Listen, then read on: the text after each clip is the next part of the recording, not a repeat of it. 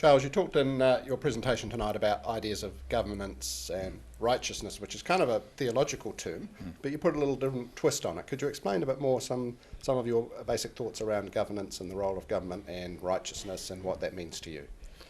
Well, righteousness in this society today normally means a sort of goody-goody two-shoes type of notion, which is not what I was talking about at all. Righteousness in ancient Israel referred to right relationships, so these were like the right relationships between the king and the people. This was an equitable relationship between the judge and the litigant, between the rest of society and the poor, between the visitor or the migrant and the rest of society. It was these types of things.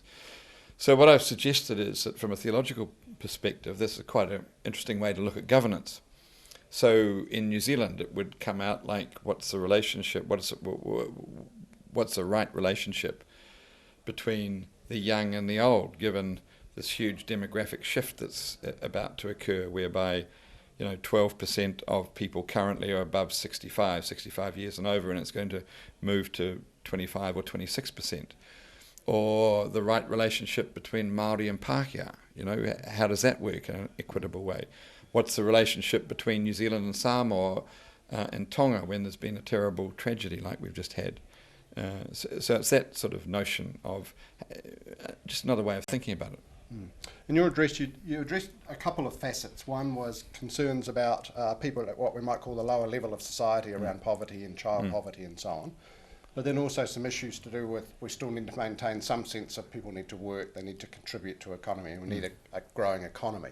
So could you comment briefly on what you see as the main concerns in the kind of the lower levels of our society, those that you might think of as disadvantaged, and then kind of tackle this other issue of how do we offset that against trying to encourage work, enterprise, innovation and a healthy economy?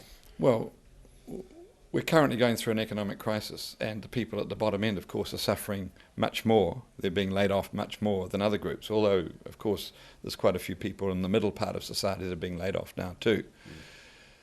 I mean, what I think is critical about this is that we need the sort of fundamental safety net of the welfare state, and the benefit levels currently are too low. They need to get up to the agreed poverty line, the sort of poverty line that comes out in the social report by the Ministry of Social Development.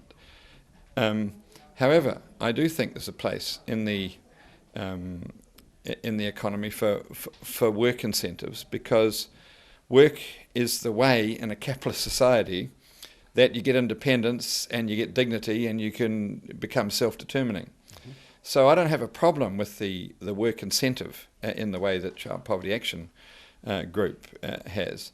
I just think it's unfortunate it was tied to the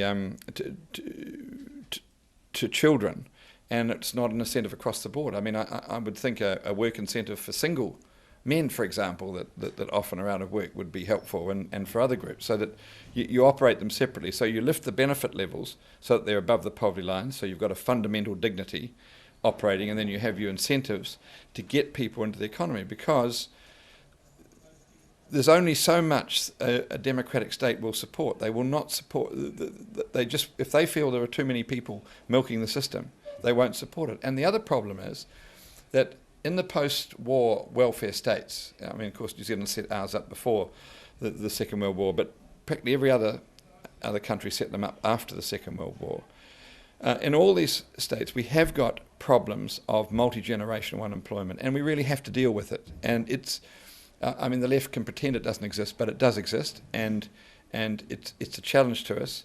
And there are families who we see where children are treated absolutely appallingly and sometimes killed, and they're being supported on a benefit. Well, that's not right. We've got to be smarter in the way that we get casework to these families, and we have the right incentives to help them through those sort of issues.